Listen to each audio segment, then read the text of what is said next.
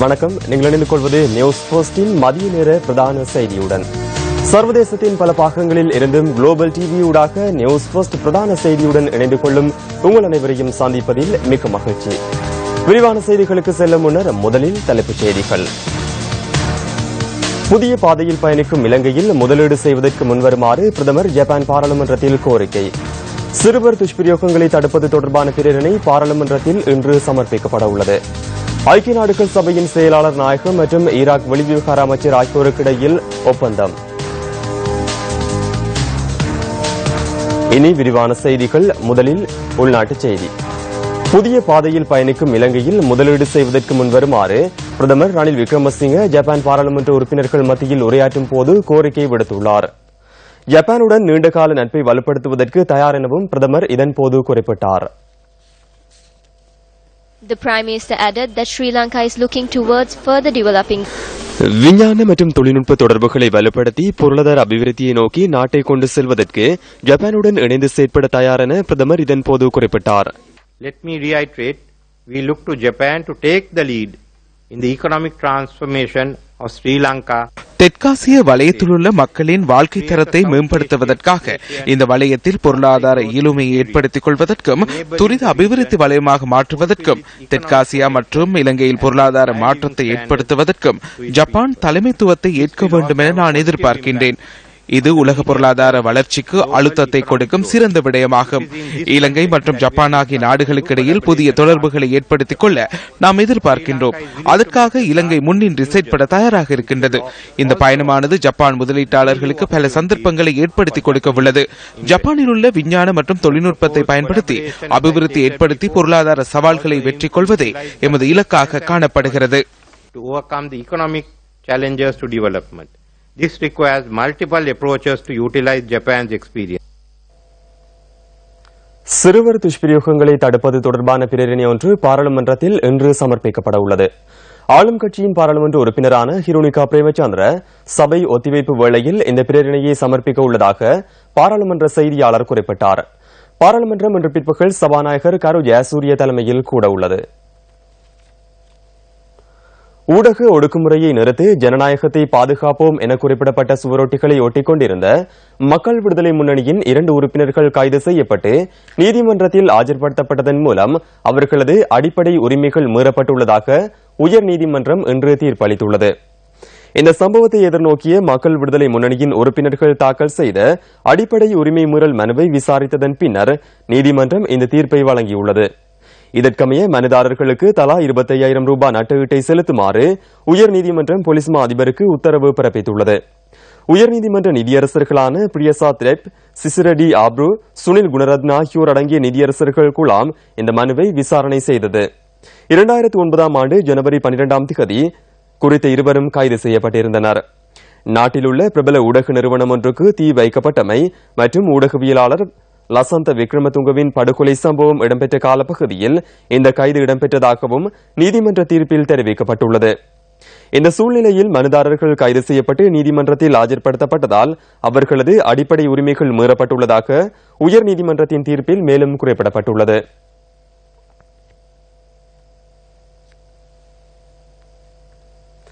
அடுத்த வருடம் இடம்பெறவுள்ள அபிவிருத்தி திட்டங்கள் தொடர்பில் மாநகர மற்றும் மேல் மாகாண அபிவிருத்தி அமைச்சர் சம்பிக்க ரணவக்க கருத்து வெளியிட்டார்.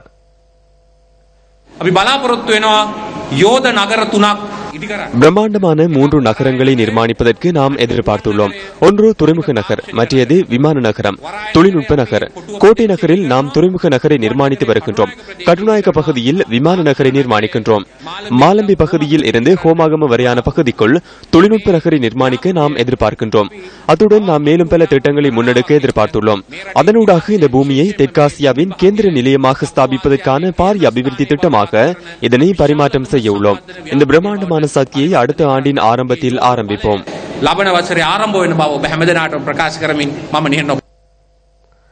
கண்டி பிரதேச செயலகத்தில் இடம்பெற்ற நிகழ்வின் போது ஜெனீவா பிரேரணை தொடர்பில் பல்கலைக்கழக மற்றும் நெடுஞ்சாலை அமைச்சர் லக்ஷ்மண் கிரியல்ல கருத்து வெளியிட்டார்.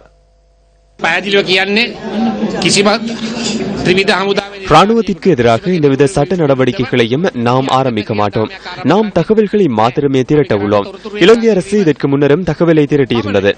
இலங்கையின் புத்திஜீவிகளும் தகவல்களை திரட்டியிருந்தனர். இலங்கையில் கொலைகள் இடம்பெற்றிருக்குமானால் ஸ்கொட்லாந்தின் உதவியை கோரியுள்ளோம். இந்த விடயம் தொடர்பில் இலங்கைக்கு உதவி செய்வதற்கு பல நாடுகள் உள்ளன.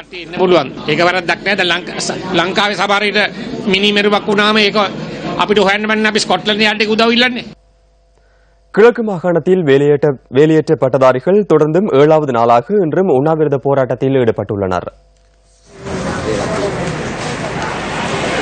கிழக்கு மாகாண சபைக்கு முன்பாக இந்த உண்ணாவிரத போராட்டம் முன்னெடுக்கப்படுகின்றது. மாகாணத்தில் முன்னெடுக்கப்படும் அரசு ஆட்சேர்ப்புகளில் மாவட்ட ரீதியில் புறக்கணிப்புகள் இடம்பெறுவதாக அம்பாறை மாவட்ட தமிழ் பட்டதாரிகள் குறிப்பிடுகின்றனர். கடந்த 2010ஆம் ஆண்டு முதல் தமக்கு நியமனங்கள் வழங்கப்படாமல் புறக்கணிக்கப்படுவதாக ஆர்ப்பாட்டக்காரர்கள் குறிப்பிடுகின்றனர். தமக்கு நிரந்தர தீர்வு கிடைக்கும் வரை உண்ணாவிரத போராட்டம் தொடரும் எனவும் ஆர்ப்பாட்டக்காரர்கள் குறிப்பிட்டுள்ளனர்.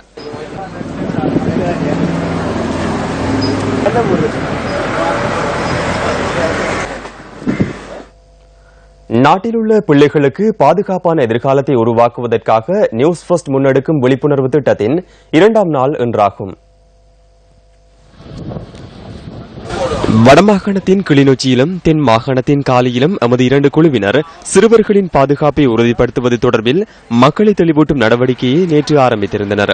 கிளிநொச்சியில் பயணத்தை ஆரம்பித்த எமது குழுவினர் இன்று முல்லைத்தீவு மாவட்டத்தில் விழிப்புணர்வு திட்டத்தை முன்னெடுத்துள்ளனர். முல்லைத்தீவு புதுக்குடியிருப்பு பகுதியில் விழிப்புணர்வு நடவடிக்கைகள் முன்னெடுக்கப்படுகின்றன. இதன்போது தெளிவுபடுத்தல் கையேடுகள் விநியோகிக்கப்படுவதுடன் ஸ்டிக்கர்களும் ஒட்டப்படுகின்றன.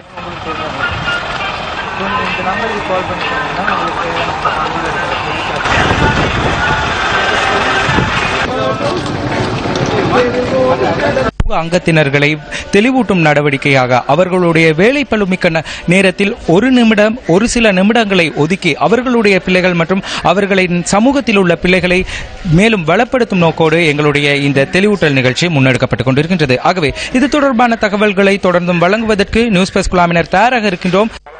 இதேவேளை எமது 2வது குழுவினர் இன்று மாத்தறை தெய்வேந்திரமுனை பகுதியில் விழிப்புணர்வு நடவடிக்கையில் ஈடுபட்டனர்.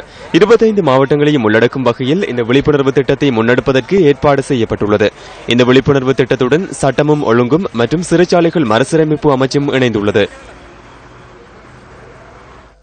வித்யா மற்றும் சியா சதோமி வன்புணர்வுக்குட்படுத்தப்பட்டு கொலை செய்யப்பட்ட சம்பவங்களை கண்டித்து யாழ்ப்பாணத்திலிருந்து கொழும்பு வரையான நடைபயணம் ஒன்று நேற்று ஆரம்பிக்கப்பட்டது. அதன் 2வது நாள் நடைபயணம் இன்று கிளிநொச்சியில் ஆரம்பிக்கப்பட்டுள்ளது. வடபிராந்திய இலங்கை போக்குவரத்து சபை ஊழியர்கள் இந்த நடைபயணத்தை முன்னெடுத்துள்ளனர். குற்றவாளிகளுக்கு மரண தண்டனை நிறைவேற்றப்பட வேண்டும் என இதன்போது வலியுறுத்தப்பட்டுள்ளது. வடபிராந்திய இலங்கை போக்குவரத்து சபை ஊழியர்கள் முன்னெடுக்கும் இந்த நடைபயணம் கிளிநொச்சி நகரிலிருந்து ஆரம்பித்து வவுனியா நகரை சென்றடைய உள்ளது. இந்த நிகழ்வில் பாடசாலை மாணவர்கள், போக்குவரத்து சபை ஊழியர்கள் உள்ளிட்ட பொதுமக்கள் பலர் கலந்து கொண்டிருந்தமை குறிப்பிடத்தக்கது. யாழ்ப்பாணத்திலிருந்து கொழும்பு வரை முன்னெடுக்கப்பட உள்ள இந்த நடைபயணம் எதிர்வரும் 11ஆம் திகதி நிறைவு பெற உள்ளது. பதுளை பள்ளக்கெட்டுவ பகுதியில் குளவிக்கோட்டுக்கு இலக்கான 22 மாணவர்கள் வைத்தியசாலையில் அனுமதிக்கப்பட்டுள்ளனர். பள்ளக்கெட்டுவ பகுதியில் உள்ள பாடசாலை கட்டடம் ஒன்றில் இருந்த குளவிக்கூடொன்று இன்று காலை 7:45 அளவில் கலைந்துள்ளது. இதன்போது குளவிக்கோட்டுக்கு இலக்கான மாணவர்கள் உடனடியாக பள்ளக்கெட்டுவ வைத்தியசாலையில் அனுமதிக்கப்பட்டதாக எமது செய்தியாளர் குறிப்பிட்டார். குளவிக்கோட்டினால் அதிகம் பாதிக்கப்பட்ட மாணவர்களை தெமோதர வைத்தியசாலைக்கு மாற்ற நடவடிக்கை எடுக்கப்பட்டதாக பள்ளக்கெட்டுவ வைத்தியசாலையின் பேச்சாளர் ஒருவர் குறிப்பிட்டார்.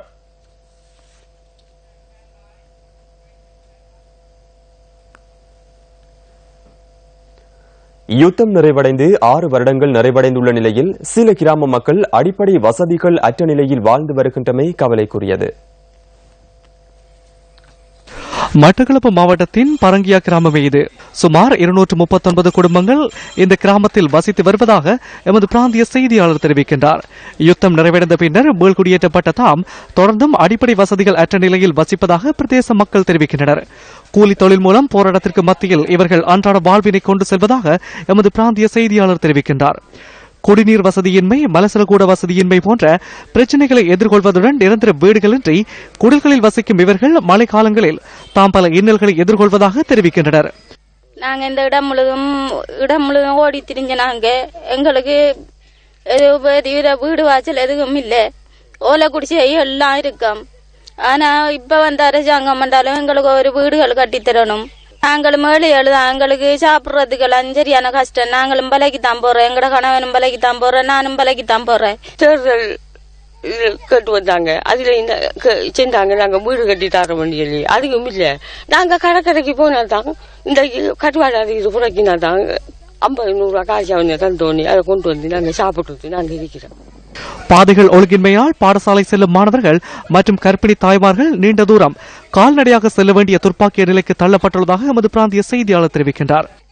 எங்களோட பரங்கியால் பாடசாலை 5ஆம் ஆண்டு மட்டும் தான் இவங்க வச்சிருக்காங்க. அதுல இருந்து எங்களோட பள்ளிக்கு இந்த பிள்ளைகள் மெயினுக்கு போறது 4 கிலோமீட்டருக்கு இவங்க போறது காலமேல ஒளிந்து போறோம். அங்க பாடசாலை டைமா போகுது. சில பிள்ளைகள் அங்க இருந்து திரும்பி கொண்டு வருதுகள்.